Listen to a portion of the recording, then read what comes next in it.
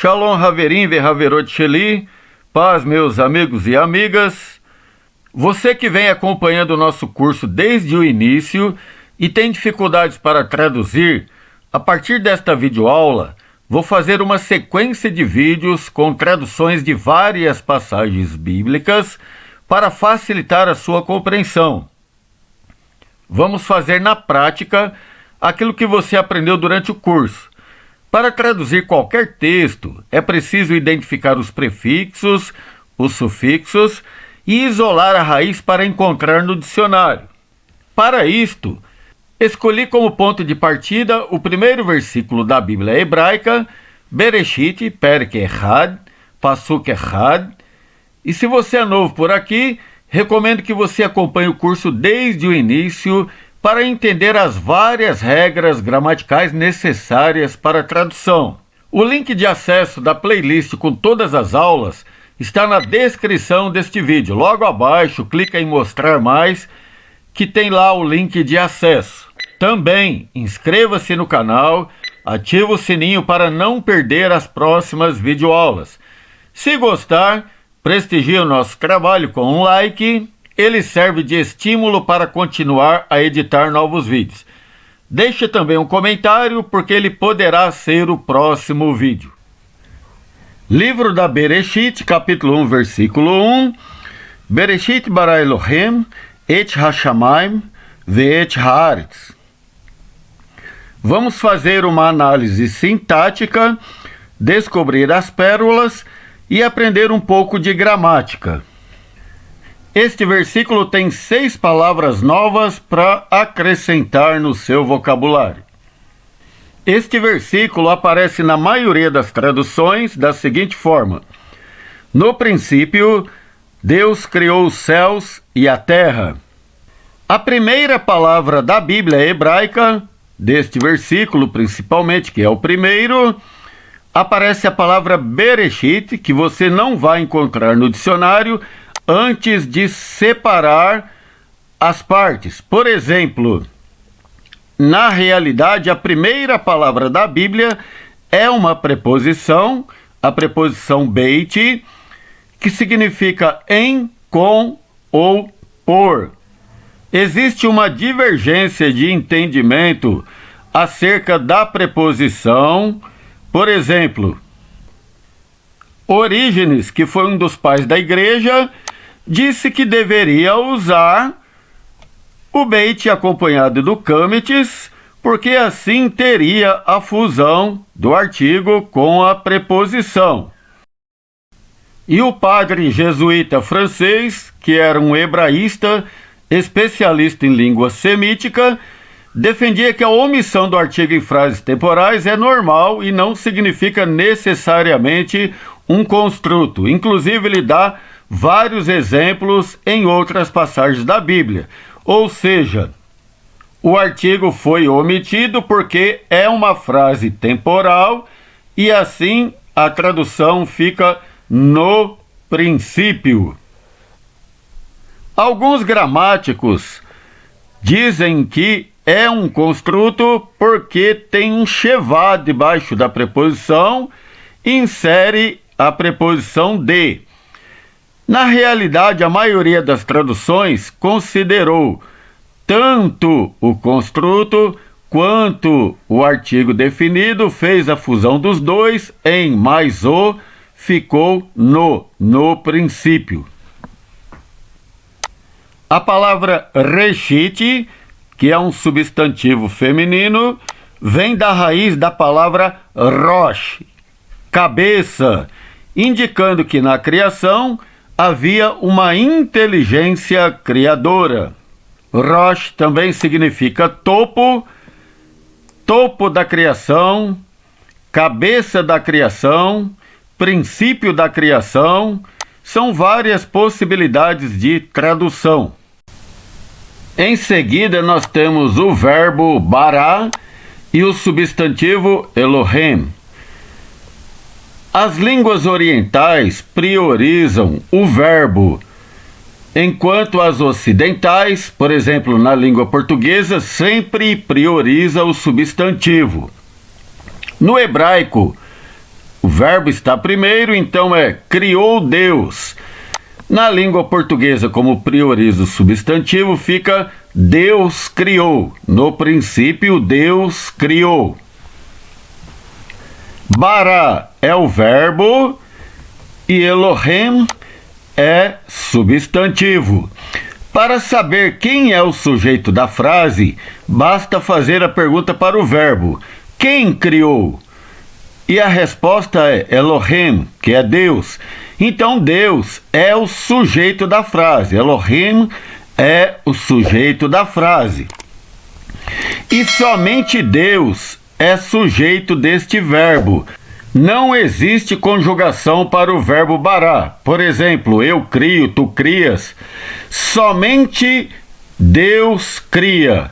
O homem apenas transforma a matéria existente. Por isto, o verbo bará só se aplica a Deus.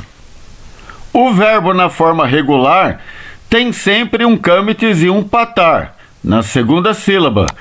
No caso do verbo bará, como ele termina com aleph, toda vez que uma sílaba terminar com aleph ou re, ela permanece aberta e exige uma vogal longa. Por isto, a primeira sílaba é aberta, vogal longa, e a segunda também é aberta com uma vogal longa. O substantivo Elohim, traduzido isoladamente, quando ele está isolado, traduz no plural, que é deuses. No entanto, aqui neste versículo foi traduzido como Deus por causa do verbo que está no singular. O verbo bará está na terceira pessoa do passado singular masculino, criou. Quando o verbo está no singular, o substantivo também será traduzido no singular para ter concordância. É o caso deste versículo. Criou. Quem criou? Deus. Então traduz Elohim como Deus singular para concordar com o verbo que está no singular. A partícula et não é traduzida, ela aparece aqui duas vezes. No primeiro caso aparece sozinha e no segundo aparece acompanhada da conjunção e. A função da partícula é indicar o objeto direto. No primeiro caso, céus, e no segundo, terra. E terra. Não confundir com a preposição et, que tem uma semelhança. As duas são semelhantes. A partícula e a preposição são iguais. Neste caso aqui, é uma partícula e não preposição. Aqui nós temos um substantivo masculino plural dual, Hashamayim, que foi traduzido para a língua portuguesa como os céus. Só que tem algo curioso aqui. Por exemplo, no substantivo Elohim, tem um sufixo formador de plural masculino. Na palavra Hashamayim, tem um sufixo formador de plural dual, que indica um par. O sufixo formador de plural masculino tem a vogal hirek-yud, a vogal longa hirek-yud. O plural dual tem o iud mais a vogal breve embaixo do iud. Isto aqui indica um par. A palavra Hashamayim também tem um artigo definido. Então, o artigo definido, O artigo definido é identificado pela vogal breve mais o dagesh, que duplica a consoante anterior para formar uma sílaba fechada com uma vogal breve. Então, neste caso aqui, tem um shin duplicado. Hashamayim. Ao pé da letra no hebraico, os dois céus. E a última palavra do versículo é um substantivo feminino, haaretz, a terra, está acompanhada do artigo definido a. Aqui também nós temos um artigo definido, mas veja a diferença entre eles. No primeiro caso, tem a vogal patar e um dagueche na consoante anterior para duplicar e formar uma sílaba fechada com uma vogal breve. Veja que aqui o shin está sendo duplicado pelo dagueche. As guturais não podem ser duplicadas porque não aceitam dagueche. É o caso aqui do alif. Como não pode ser duplicada, alonga a vogal para compensar esta falta do dagueche. Eis aí a razão de aparecer diferente do primeiro caso. E a palavra aretes no dicionário aparece com a vogal breve segol, eretes.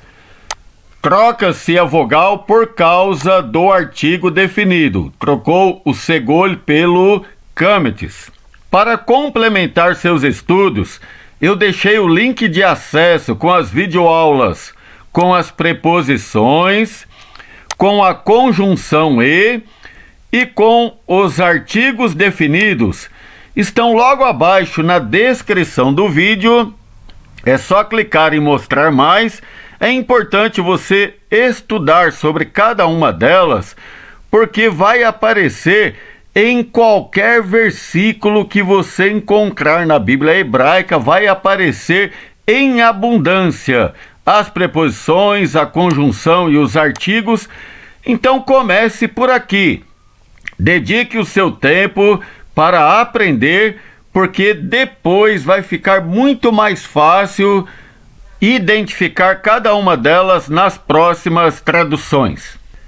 Para finalizar, a tradução ao pé da letra no hebraico: Bereshit, no princípio; Bará, criou; Elohim, Deus; Et, não traduz; Hashamayim, os dois céus; Ve'et, não traduz, traduz apenas a conjunção e; Haaretz, a terra. Na língua portuguesa, já feito o arranjo gramatical, no princípio, Deus criou os céus e a terra.